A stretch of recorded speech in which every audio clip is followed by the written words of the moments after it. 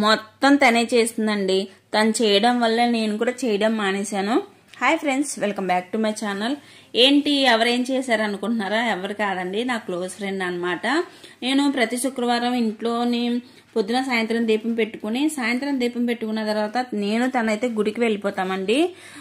అయితే 2 నెలల నుంచి తను గుడికి రావట్లేదు. ఎందుకంటే తను వర్క్ వెళ్తుంది అనమాట. వర్క్ ఉండడం వల్ల తనకు రావడం అవ్వట్లేదు. అయితే ప్రతి శుక్రవారం నేను ఒక్కదాన్నే వెళ్తున్నానండి. అంతేకాదు ప్రతి శుక్రవారం నేను తను 108 ప్రదక్షిణలు అయితే చేసుకుంటాము.